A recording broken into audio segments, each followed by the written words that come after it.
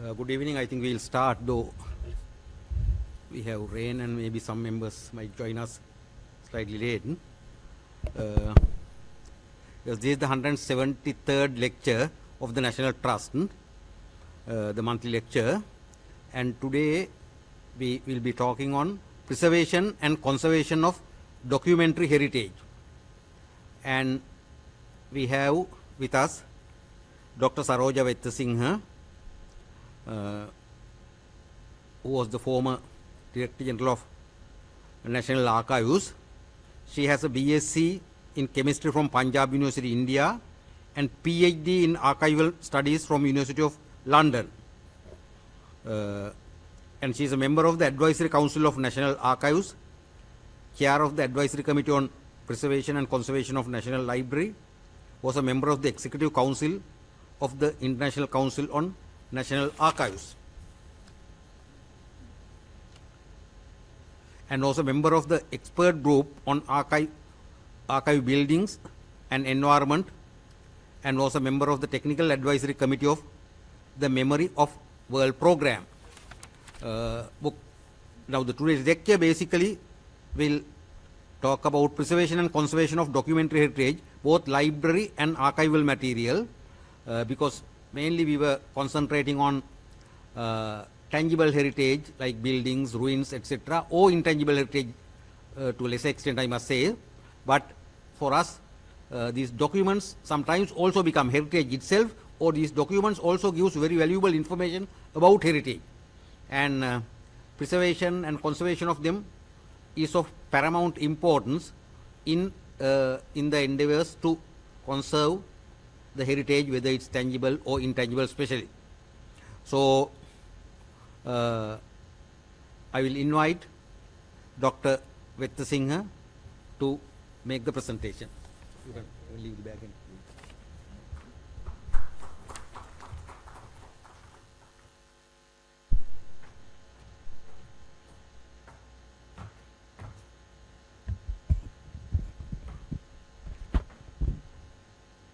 Thank you, Professor Chandrasekhar. And ladies and gentlemen, good evening. As Professor Chandrasekhar mentioned, we'll be focusing our attention towards preservation and conservation of documentary heritage. And when we talk about documentary heritage, mainly library and archive materials, and there are libraries everywhere, and archive materials even in our personal collections. So they are very important for individuals as well as collectively, national-wise as well as family-wise. So actually, when we focus our attention towards library material and archive material, there are manuscripts, books, newspapers, audiovisual material, electronic material. Some of them are in national institutions. If we take it into focus, National Library is one of the major stakeholders, and National Archives is another stakeholder when we consider about the archive. And I'm sure you must be knowing how to do that. But anyway, I'm trying to focus my attention and trying to enlighten you on how these national collections are being preserved and what you can extract out of that to do. Actually, all of you all know where the National Library is, and the building as well, and National Archives as well. And of course, the interior of the National Archives, which I always admired, has been now taken out because the building is under renovation. It will be in a different outlook later on. And also, I cannot forget about the National Museum, because National Museum has a very valuable collection.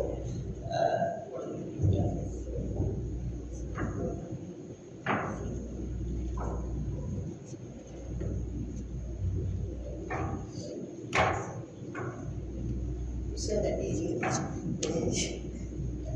anyway, National Museum I cannot forget, because National Museum Library was started in 1877, and at that time, during the British period, that library had the legal collection of the country.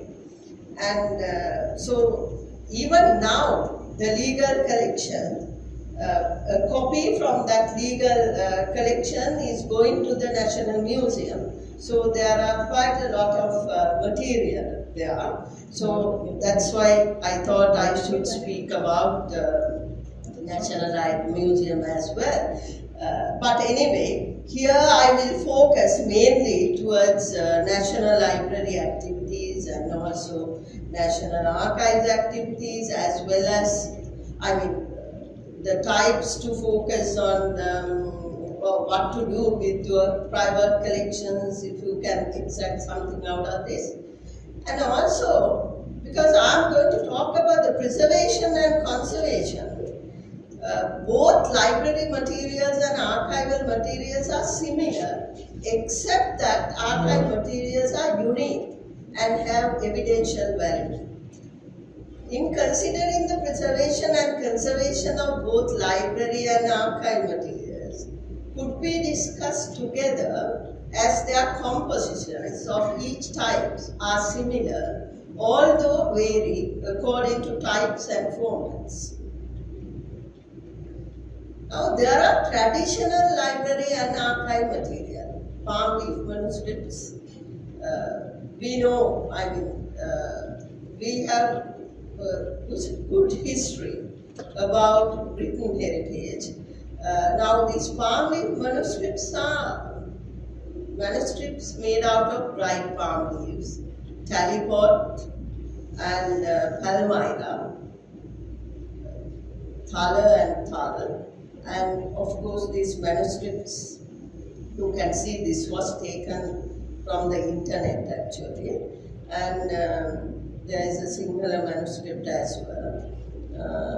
And if you are interested in preparation of palm leaves for writing and making a manuscript, which is a time-consuming and laborious work, you can see a video in this particular link. And there are paper-based material, like manuscripts. There are paper-based, mainly handwritten, or with the invention of typewriters. Some manuscripts are typewritten. And books, of course, we all are familiar. Those are written or printed work. Consisting of pages glued or sewn together, and photographs, image created by light falling on a photosensitive surface, and newspaper, a paper that is printed and distributed daily or weekly, and that contains news, articles of opinion, features, and advertising. Newspapers are made out of brown wood pulp. I focus that purposely here because when we talk about conservation, raw materials are taken into consideration. Normally, this brown wood pulp deteriorates very rapidly. That's why I mentioned it here. And these are newspapers. I thought you might like to see them. This is first page of first paper of Silumina, 1930, March 30th. And Ceylon Chronicle, 1837, May 3rd. This is again the first paper, first page. Jnanatha Pradipaya, 1867, June 7. It is again first page of first paper. And Colombo Journal, this is the second paper actually. It's 1832, January 11th. So these are old newspapers. When you look at them, you really feel like stopping everything and reading them. But anyway, some of them are deteriorated, but still, and you can use them because they have been microfilmed. And painting. A picture or design executed in paints. It could be on paper or textile or cloth. And maps. A drawing of the Earth's surface or part of the surface, showing the shape and position of different countries, political borders, etc.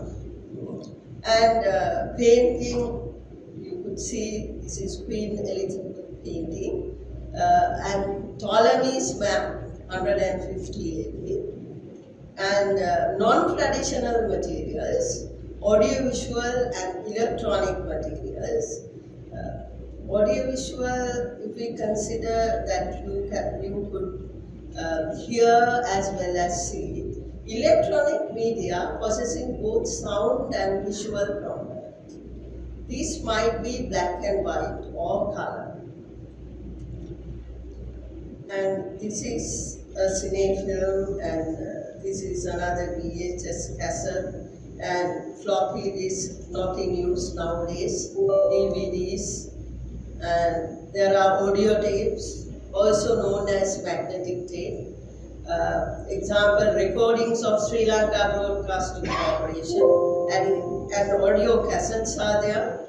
A cassette of tape on which sounds had been recorded. They were 60 minutes and 90 minutes cassettes. If you go back to the history, you might remember how you listened to songs. In the radio, there was a compartment for cassettes. Now, of course, you don't get them. And audio diskettes. And a magnetic diskette which could record sound. For an example, gramophone disc. And there are audio tapes and cassettes. And VHS cassettes, of course, videotapes. A magnetic tape used for recording full animation video images. Most widely used was VHS cassettes and videotape formats. All of them are obsolete now. DVDs became popular. Now video cassettes, a cassette enclosing a length of tape for video recording or reproduction. Microfilms, any form of photographically reduced document, and they could be a microfilm or microfiche. Normally they are of cellulose acetate base with an emulsion of silver halide. I tell you how it has been like, because raw materials are important for preservation and conservation, how it's being made and all that. That's right. Television, a telecommunication medium used for transmitting moving images in monochrome or in color, and in 2 or 3 dimensions and sound.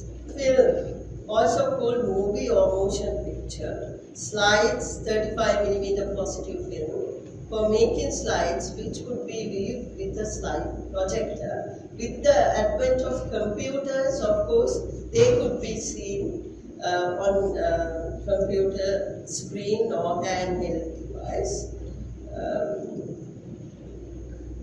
Normally, nowadays slides are presented in digital media. And electronic material have been basis for the current age of electronics, information and communication technology. They are also known as digital material. E-library and archive materials, e-book, a book composed in or converted to digital format for display on computer screen or handheld device. device.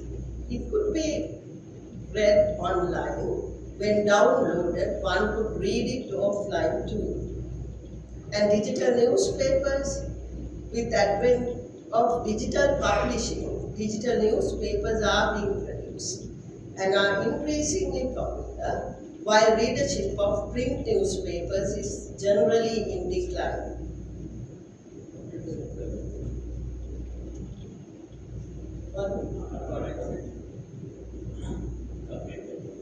E-repository, digital repository, a repository for digital content such as computer files.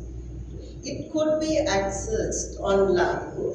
Digital repositories provide centralized hosting of and access to content. The ability to share digital objects and files and set permissions and controls for content and protect the integrity and intellectual property rights of content owners and creators. Formats of electronic material. Now CD-ROMs are there. Is a pre-pressed optical compact disc that contains data. And DVD, digital versatile disc, is a digital optical disc storage. DVDs offer higher storage capacity than compact disc while having the same dimensions. And server. A computer server is a specialized computer or software program that provides resources, data or services to other computers known as clients over a network such as a web page, files, emails or processing power. And you could see how servers would look like. Actually, these servers produce a lot of high heat actually. If you go near a server, you will feel it. But those servers are always stationed in an air-conditioned environment with control humidity and so on. This image I took from internet. And cloud. The term cloud in computing is generally used to describe data centers available to many users over the internet. Clouds may be limited to a single organization, enterprise clouds, or be available to many organizations, public clouds. These clouds can be used by many users, a single cloud, and also single user can use many clouds. And cloud computing is given, the flow diagram is like that. And this is again taken from internet.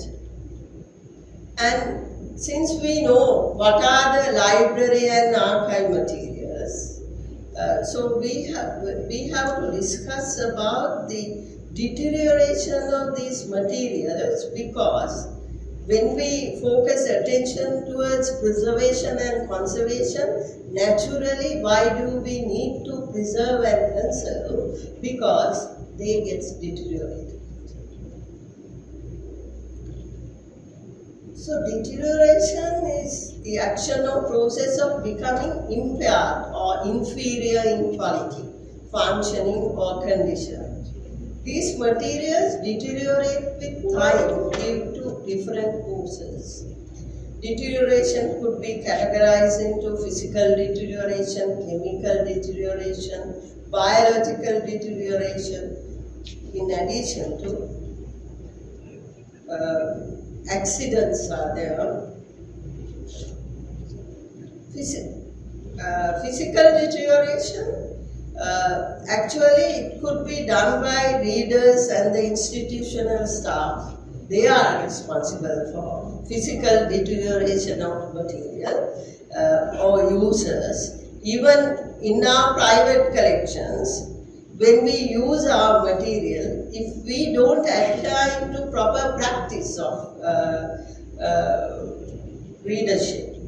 We might harm our precious documents, which maybe we love so much, but knowingly or unknowingly, we might be harming them. And also, books may suffer from neglect, improper handling, and careless handling. Photocopying without due care contributes to damage. And first aid treatment of damaged documents by unqualified persons using unsuitable materials and unsuitable adhesive can aggravate that damage.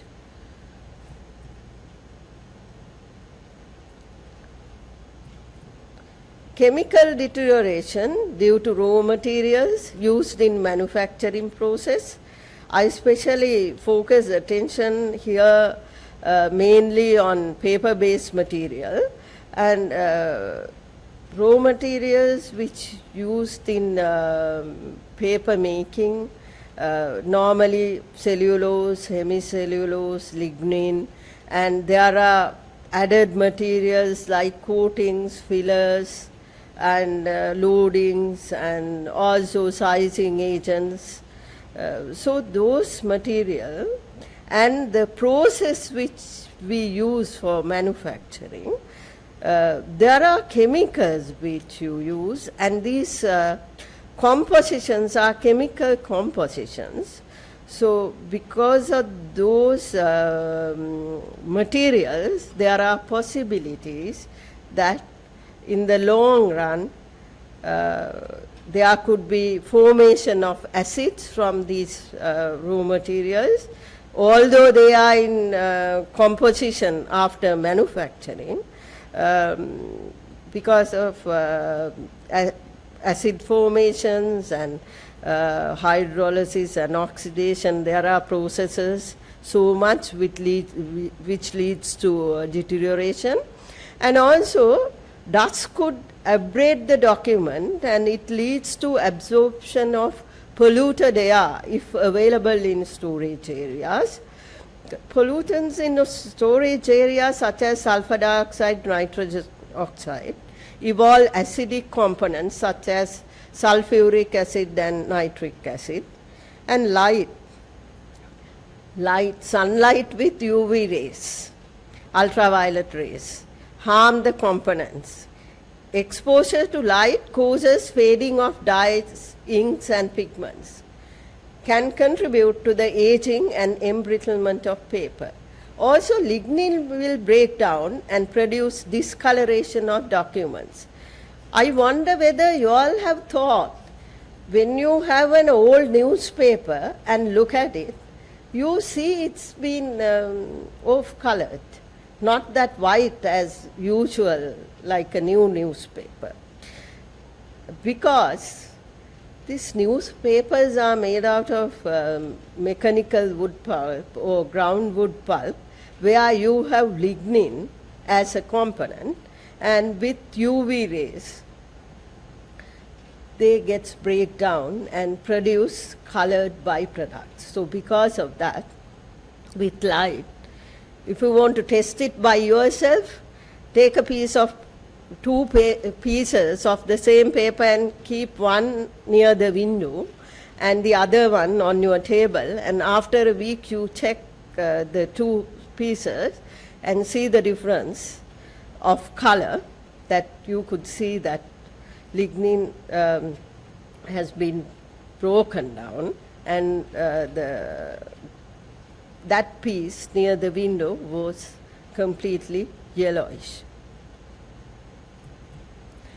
And all kinds of light are harmful, but ultraviolet radiation is particularly damaging paper documents. And heat accelerates deterioration.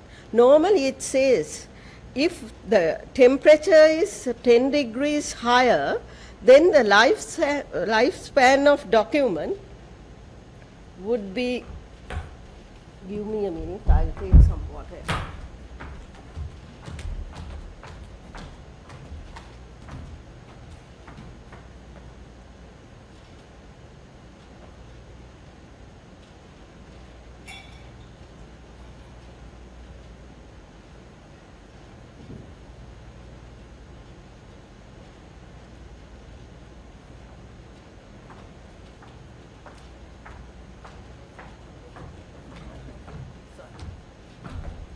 Sorry.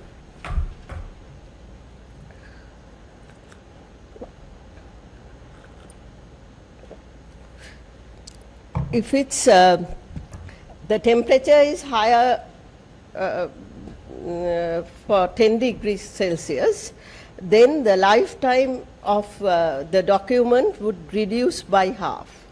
So high temperature could cause quite a grave damage, and high relative humidity provides the moisture necessary to promote harmful chemical reactions. Extremely low relative humidity, which can occur in dry climates, may lead to desiccation and brittlement of some materials. Fluctuation in temperature and relative humidity are also damaging. Especially with the change of relative humidity, absorption of water vapors and evaporation of water vapors vary depending on the temperature and the humidity of the climate.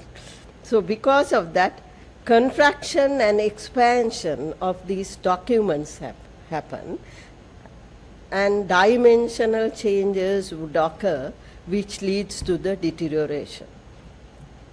And chemically deteriorated documents, you could see the acid patches and foxing patches, and they have been created because of chemical reactions. And also look at this document. We call it ink corrosion because these writings are being corroded.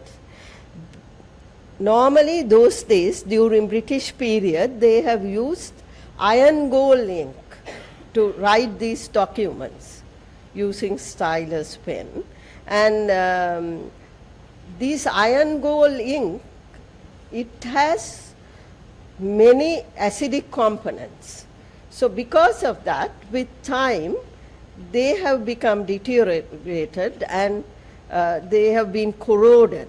So because of that, we identify this defect as ink corrosion. And biological deterioration due to microorganisms and insects and rodents.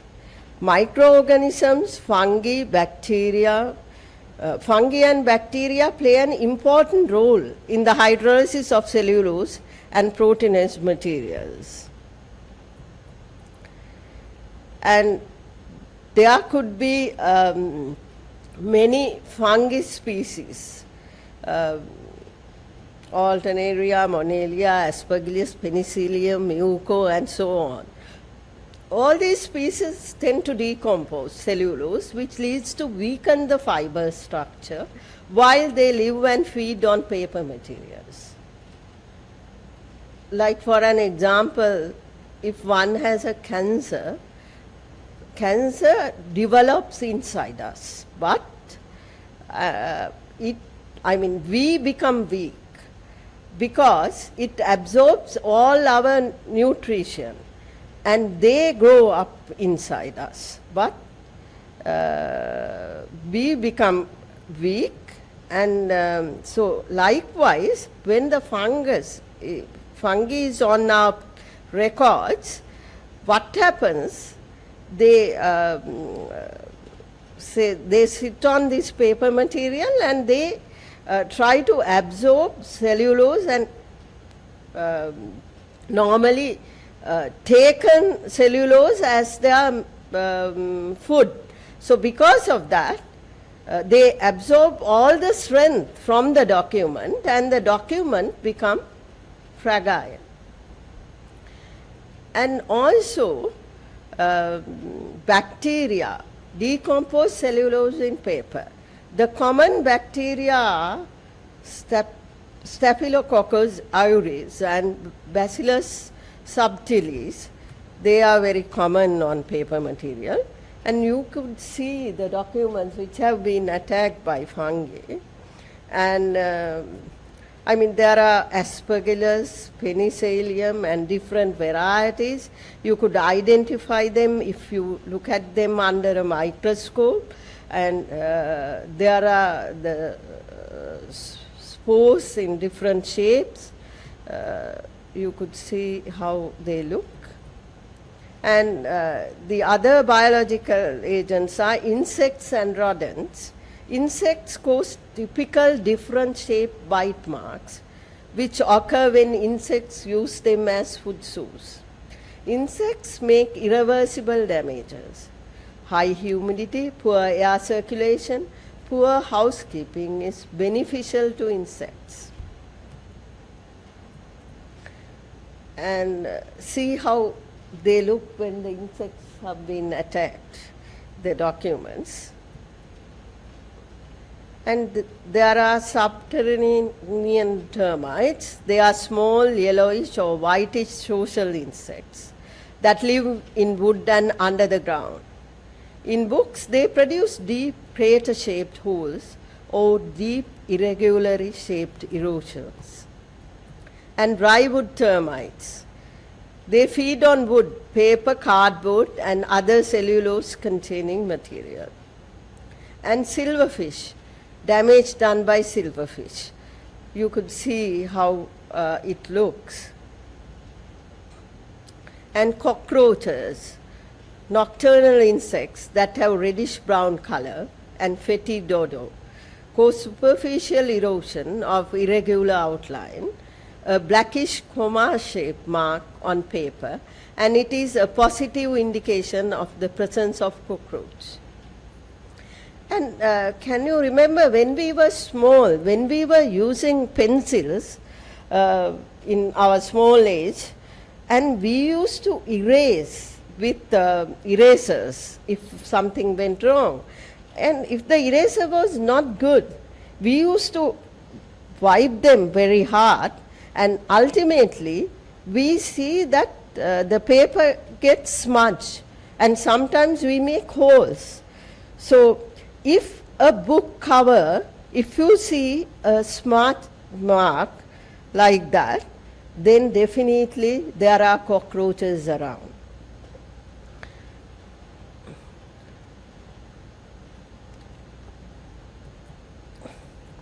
And book lice, small soft-bodied insects that have relatively large heads, fairly long antennae, and strong toothed mandibles cause tiny superficial erosions of irregular outline to paper.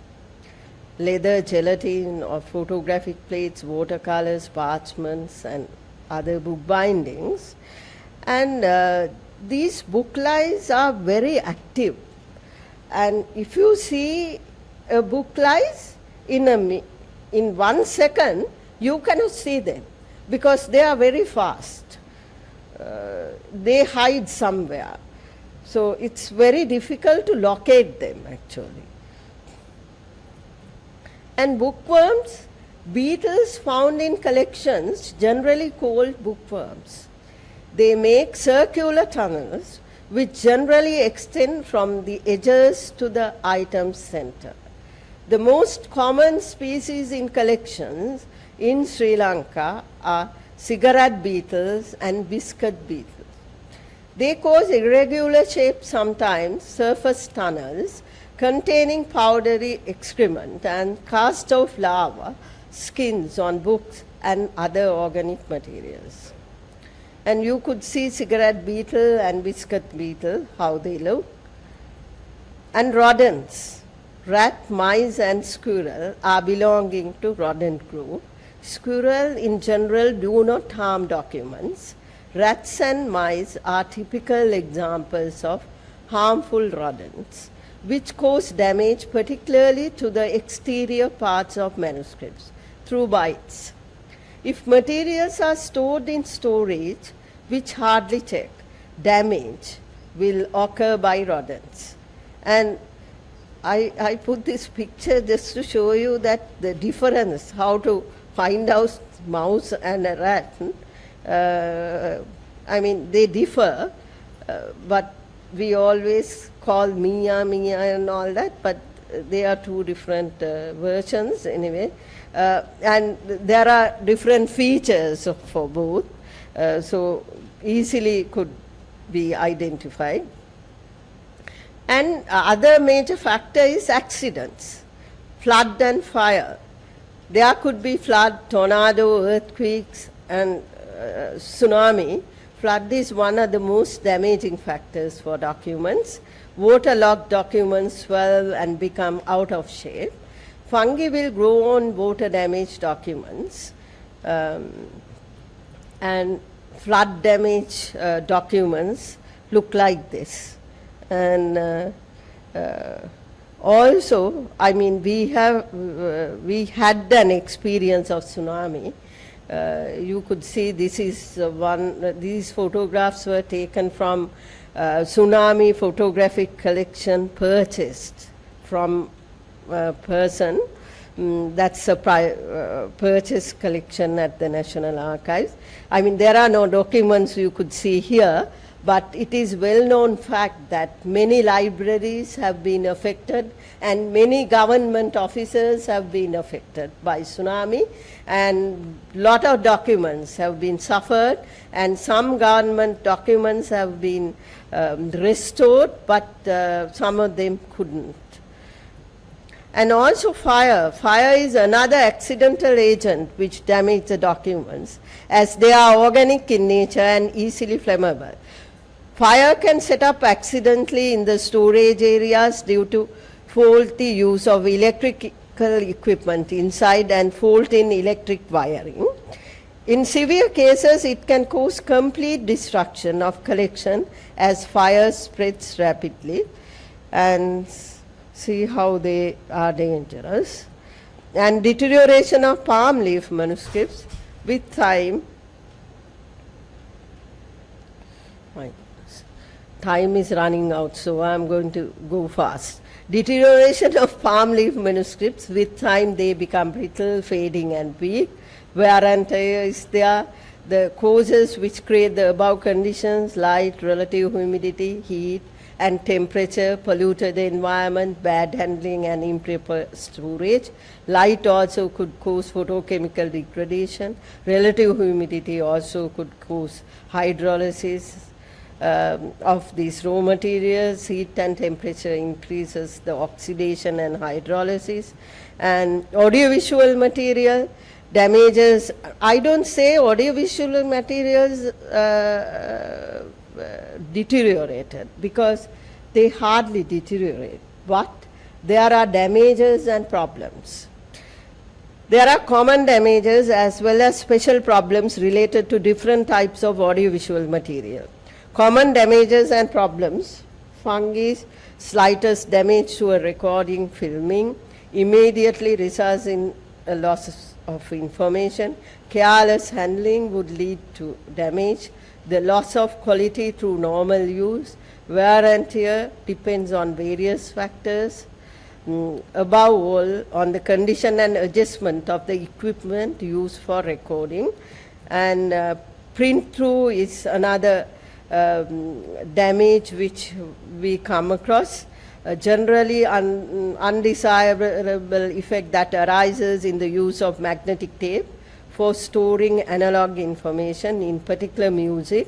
Information erasure, loss of information, and special problems for photographs: fading of color, microforms, instability, and cinefilm defects. There are many, you can see them. And audio tapes and cassettes.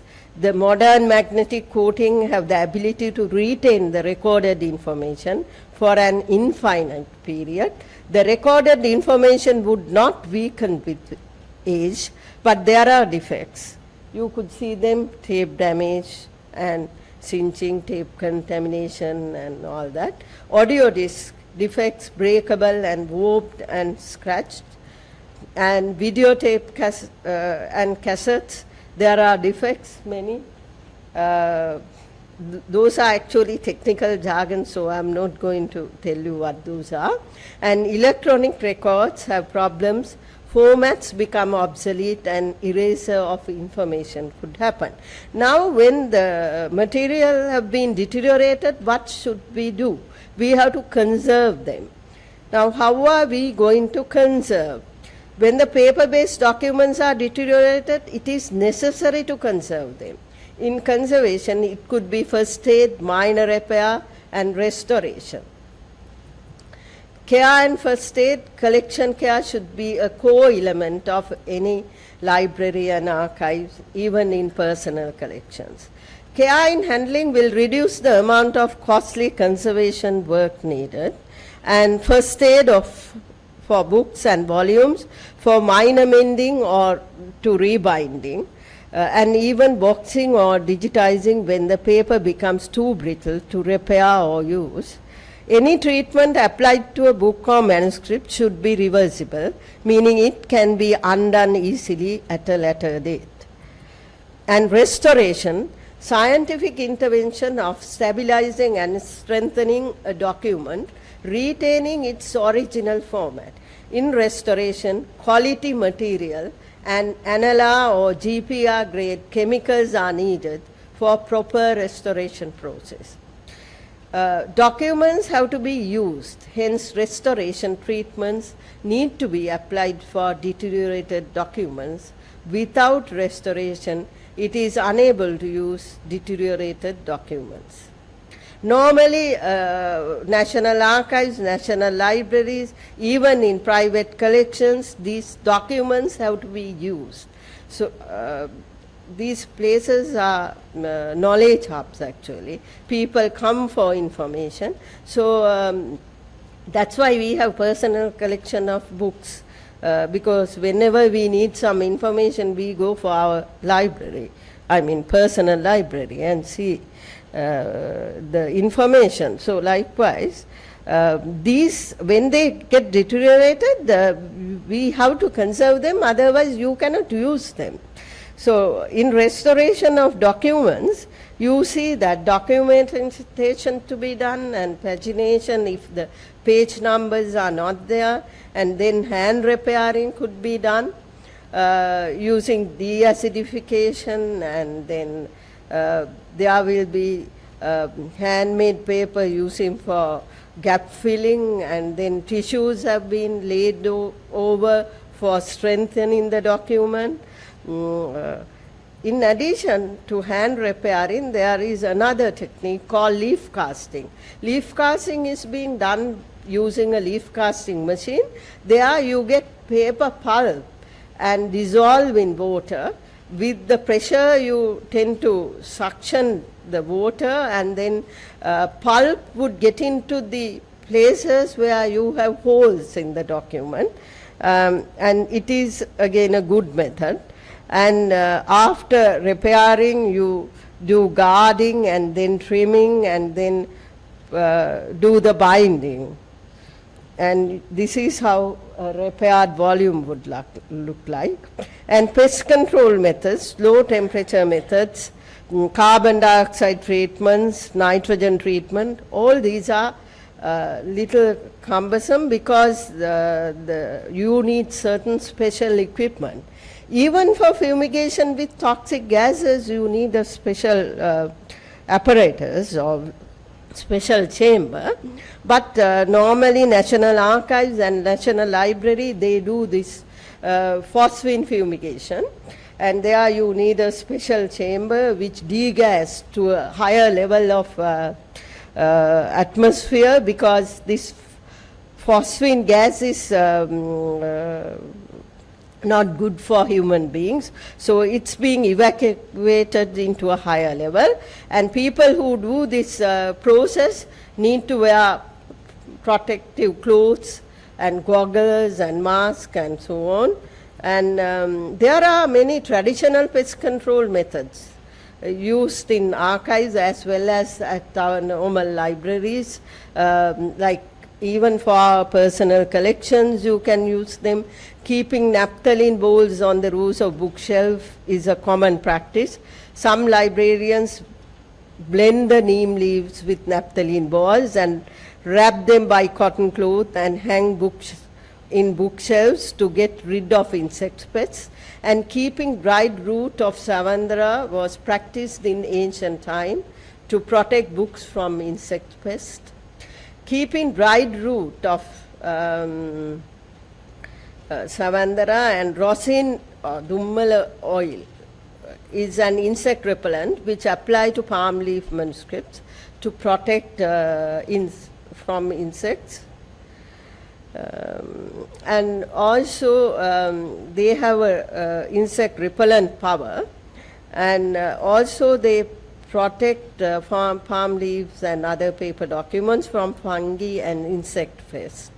And application of citronella oil on bookshelves after removing documents, reshelving of books to be done after drying the oil on shelves.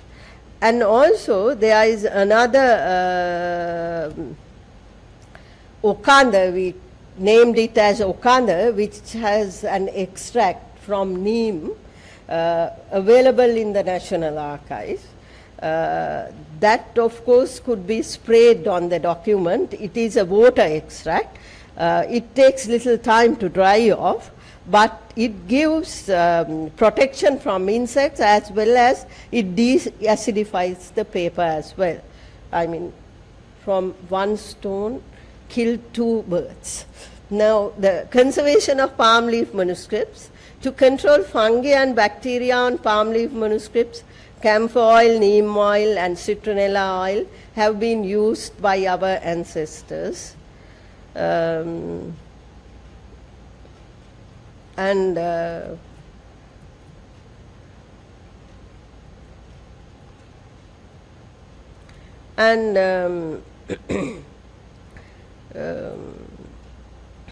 fumigation for insects have been done using phosphine, and also for fungi, thymol fumigation is being done in the institutions, and thymol is a white crystal, and in this particular chamber you can light a 45-watt bulb for 4 hours each day for 7 days, and it diminishes the fungus. Of course, fungus to be removed first, and it will prevent further growth of fungi with this thymol fumigation. And also, if the custodians cannot do this conservation treatment, and they could always get assistance, get a training or get some advice or get some personnel who know about this process from the National Library and National Archives. For illegible writings, re-blackening to be done using gaduba charcoal or lamp black and rosin oil. Excess oil could be removed by wiping with rice bran and kuraham powder.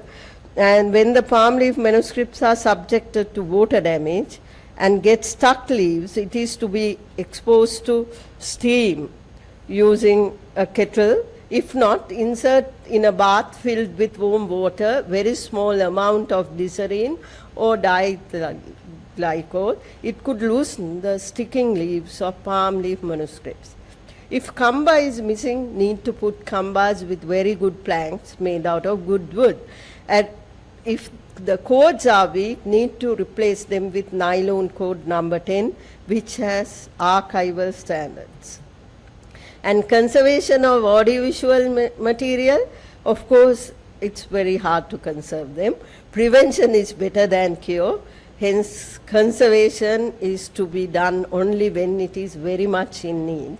Regular inspection and cleaning would avoid damages to all AV materials. Photographs, if they have fungus, of course 2% solution of thymol in industrial methylated spirit could be used. If the photographs are faded, one can take another image of those and print them as new photographs. And microfilms or slides, in case of microfilms, regular rewinding in a proper manner using professional equipment and could avoid many types of damages.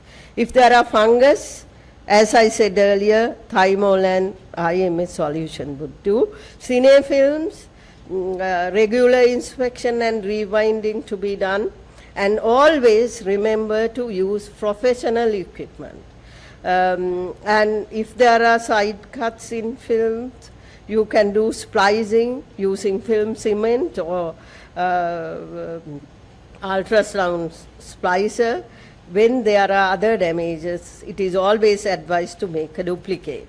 And audio tapes, cassettes and discs, it is very rarely one could do conservation treatment, and always advised to preserve them. In case it cannot be used, a duplicate to be prepared. Some points mentioned in audio tapes also equally applies to videotapes and cassettes. And preservation, for preservation you need to have proper shelving and proper storage. Good storage will promote collection well and minimize the risk of infestation of mold and insects, chemical and physical deterioration. Shelves should be out of inert material and appropriate to the size of its content. And this is how those have been stored, like in boxes or in volumes. And CDs, there are storage like this, and the film repository, they have been stored in a proper manner with all controlled temperature and humidity conditions. And dust cleaning is a must in collections. Shelves and books should be dusted regularly. Dust can be abrasive, may contain pollutants, and will foster mold growth and pest infestation. Maintain proper environmental condition. Control of temperature and relative humidity is critical in the preservation of collections, because an unacceptable level of either contributes significantly to the breakdown of materials. And maintaining temperature 22 to 22 Celsius using air conditioners, and relative humidity 45 to 50% using dehumidifiers for paper records are essential. If somebody doesn't have those facilities, then at least you should have ceiling fans, or some normal air should come in, but be careful about the dust coming in. If you open the windows and keep it, be aware of it. And damage can be minimized by providing ultraviolet screening film on windows, by pulling curtains, by fitting UV filters on artificial lighting, by switching lights off when areas are unoccupied, and by storing material in boxes. Damage which occur due to light could be minimized by those things. And security planning is very essential. You know, there had been incidents that paper cuttings were taken, sometimes all some of the pieces are being missing and all that. So security is a must, and to prevent theft and mutilation, and especially electronic security systems now available, radio frequency identification or EM strips to be used in institutions. Of course not in private collections, because only you and the family members will be using your private collection. Security to be manned manually, and the security guard should be more vigilant. And acquisition of multiple copies of textbooks that are of high demand, and annual stock taking exercise to identify missing books. And also, if institution could provide cheap photocopying services, so that would avoid theft as well. And disaster management, we have to plan for that and maintain disaster management system, and especially there should be fire protections, and there should be no water leakages and things like that. So actually these things happen, disasters could happen due to negligence and lack of building maintenance, not applied preventive measures, and establish a disaster management plan to prevent disasters. Disaster plan consists in different phases. like prevention, preparedness, response, recovery. And if there is a disaster plan, every institution should have. There should be teams involved in it. If a disaster could happen, then one has to act fast.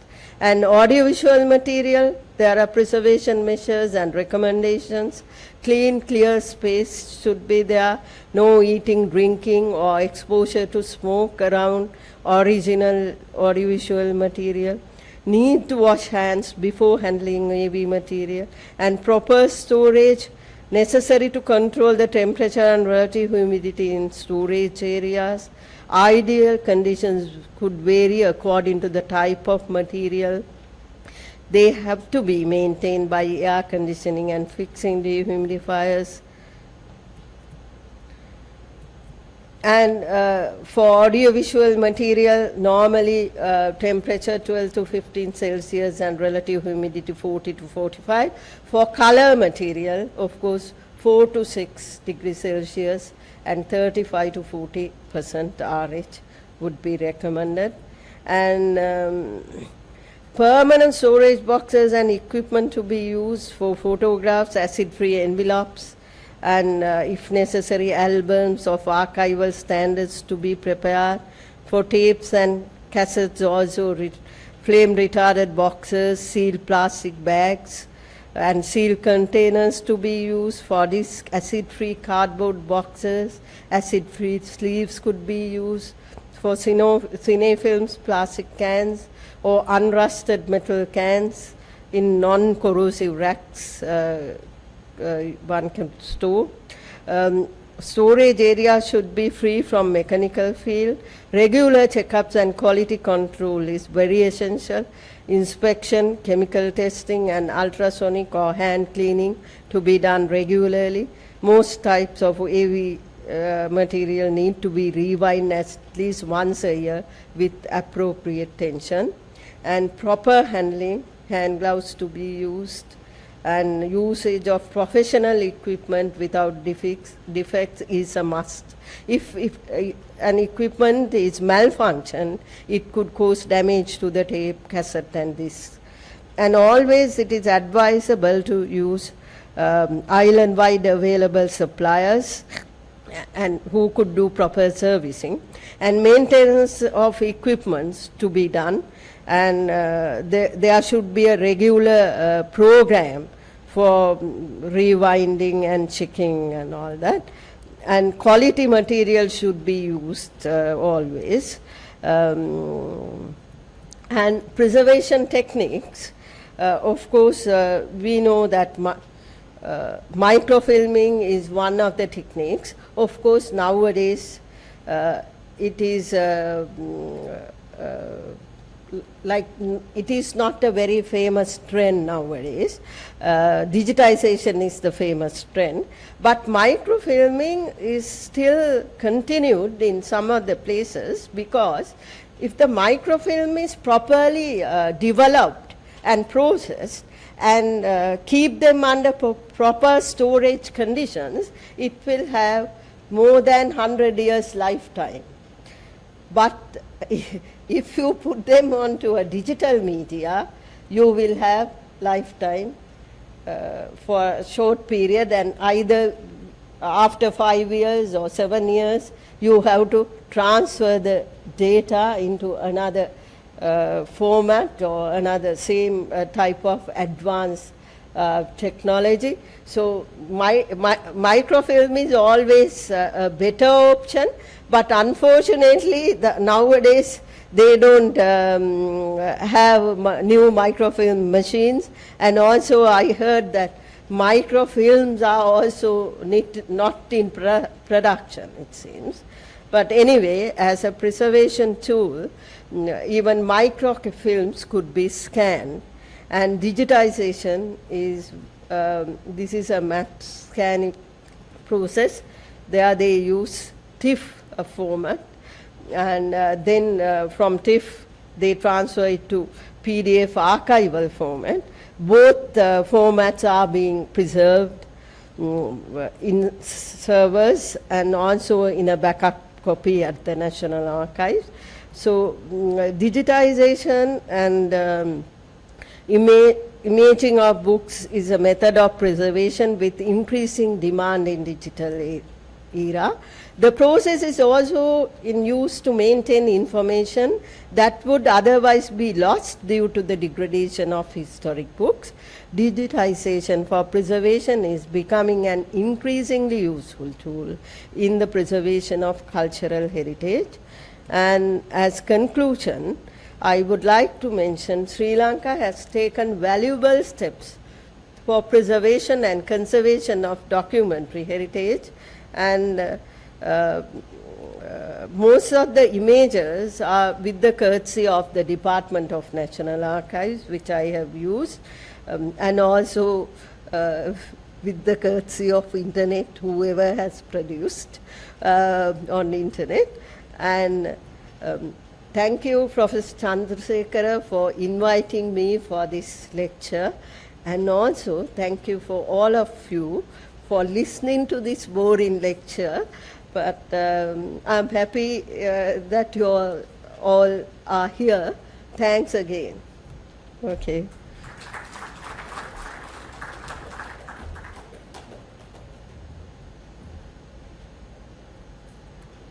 Sorry for the extra time I have taken.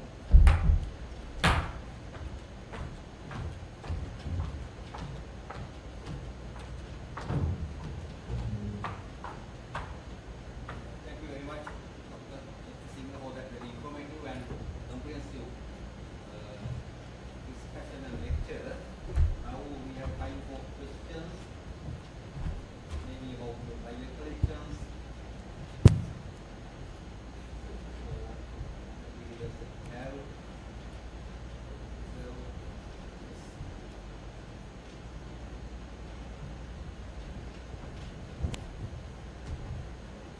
Unlike books which can be read even 500 years in the future, all these digital methods of storage for the last 50 years have all lasted for about 5 years and changed. Everything is going digital, fine, but what about all the archives that where you can no longer read those cassettes, or you can no longer read those tapes, which mean that unless those tapes are converted to a current format, we lose all that material. Yes. Even the films needs to be digitized. So how much is the National Archives doing to convert all the tape material and all the audiovisual materials into a new digital format, which at least you can copy and recopy onto new digital hard drives, which are becoming increasingly available? Yes, actually, I'm happy to mention that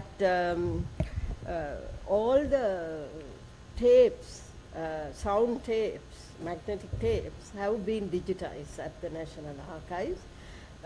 We had a special equipment purchased for it from overseas, and all these were on CDs, and we did 2 copies each, because by any chance if one gets damaged, there should be another extra copy. And also all the films at the National Archives have been digitized, cine films, and they are on Blu-rays, and there are cassettes. They are also have been copied into digital media, but I don't think entire collection have been done yet, but they are in the process. And also National Archives will be having a trusted digital repository in the near future. The new Director General is doing quite a lot of work with that aspect, because she's trying to get all the new technology into this and do this.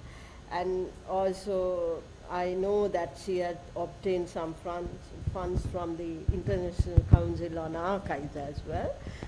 So I think in the near future there will be digital storage of the archives, but in another 50 years' time, somebody who will be there to look into how it could be done at that time.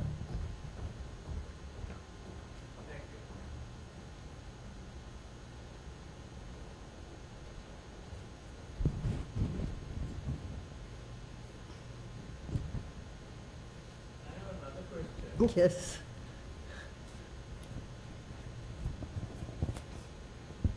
This is regarding the archive itself, not the preservation. Yeah. I find that when I go to the archive and look for stuff which are older than 50 years, most of that material is there. But if I go to the archives and try to look for things like reports and whatever, which are more recent, Yeah. I find that I have discovered that most of them have never been written and therefore never been submitted to the archives. And Naturally. so that documentation is not present. It has not come to the archives and it has not been reserved. So there is this problem that I have written letters, right to information to the central bank, Yeah. and asked for information which was 20 years old, and they said we don't have it. And this is information that they had before, which means that they should have been properly archived, which means they're old files on production of currency notes. Now I can find information of currency notes of the Dutch era, but I can't find information about production of currency notes 20 years ago. Yeah. So how do the archives force the places like the central bank and all who do that to provide the information to actually archive it so that it will be available for research in the future? Actually, according to the National Archives Act number 48 of 1973, there is a clause in it. Central bank should send a specimen of every currency note and a coin to the National Archive. They have been coming in. During my period also they came in. I mean, they have been properly kept at the National Archives. I'm talking about information about the production, Information, like yeah. serial numbers and that sort of thing. Yeah, information, of course, I mean, they should send. I mean, Yeah. they know we preserve it.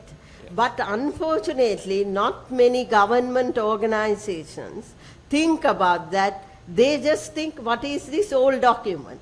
But we can't change their attitude, or we can't change their brain into a situation where one could think the importance of this. Although we have been trying, we train people from many government institutions yearly, but they come and listen to lectures. When we ask them to do the schedules and all that, they hardly do. So we don't have an authority, although we have legal authority, but we can't push them. I mean, I have been amending this act, putting penalties even to the head of the institutions. If they don't send them, they should go to jail or something like that. But unfortunately, I went on retirement, and now the new DG is already done a new act with all these concerns. So I hope it will be on board in the future by forcing all the, especially government institutions, because they are under the government, so they should listen to the rules and regulations of the government, and these legislatives to be enacted. Now, recently, Nadira put me into a Dutch archive which had the VOC archives from 1684 to 1794, Yeah. which consisted, must be about 150,000 pages, volumes of all the minutes of their minutes, Dutch Council Dutch minutes. Council minutes, and they're all there, and Yeah. they're all online in Holland, and you can access it and search it. But there is no way that you can access 20-year-old stuff in Sri Lanka because they have been destroyed or not been archived at all, Yeah, which is because- very sad. It is very sad. Yeah, even administration reports. Normally we provide administration reports yearly, but now they don't provide those as well. So it is very bad.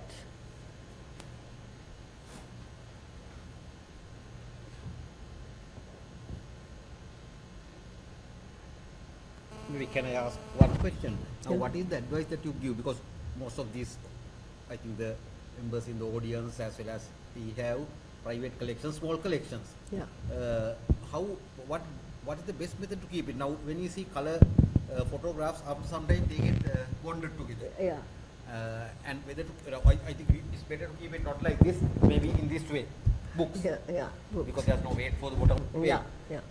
Then I think the light, is it advisable to keep them in a blackout room? Yeah, light is always harmful, especially sunlight, which contains UV radius. And also, normally, if you can keep it, that's what I said, when unoccupied, put it off the lights, because light is always harmful. And the other thing is, if you have photographs, either you should put them on sleeves, or otherwise you can have an album made into a archival standard. Like, I mean, if you all recall your parents, or your old albums which were in use by your parents, those were with black papers and with tissue paper. That is the best way to keep photographs. Not like this plastic, polythene and all that, then they get stuck. So I advise, if you all can get someone to prepare albums in old manner and put your photographs into corners that normally you don't paste them, you have corners to insert, and only corners fixed on the paper, the black paper. And likewise you can keep photographs for many years. And also, especially for books, you have to clean them regularly, which is a bit difficult if you have a big collection. But regularly, if you make it to a point that the way you love books, you have to preserve them as well. So because of that, if you have a small vacuum cleaner, handheld vacuum cleaner, you can clean them easily. And also better to expose, like if you have air conditioner in your library, that's well and good. If not, at least you should ventilate them. Like, there should be fresh air at least coming in, or otherwise you have to use fans for giving them some ventilation. I always tell, like humans, even the documents need breathing. They are with life. Although we think they are lifeless, there is a life in it. So you have to consider them as a life, and you have to treat them as such. If you do protect them from damages, if you check them regularly, then you would know whether there are any insect attacks or fungi attacks or what not. So if there is a problem, you can always get them corrected. And you can always get some advice from these institutions which they have expertise on. So it would be easy. Earlier there were booklets we printed in the archives about for small technical things for preservation and audiovisual material and so on. Yeah? Yeah, so you all can get them free of charge. So if you need, you can ask them. Yeah, so Okay, so we'll try to wind this session today, but I know she's working very hard. At the moment she works with the vocational university in developing syllabuses to train people at NVQ level for archival material preservation and conservation. Probably if we can get people who are trained, maybe even we can use them for our private collections, ask them to come and on freelance basis do it. So she is contributing in that way. So on behalf of National Trust, it's my pleasure to thank Dr. Wettasinghe for coming here today and enlightening us on the importance, the causes of deterioration, the importance of preservation, and the methods of conservation and preservation of archival material. Before we wind up, I have a duty, that is to an appreciation of a lecture, to give a small token of appreciation published by the National Trust and a certificate. Thank you very much. Okay, we have refreshments outside. You can enjoy. Thank you very much.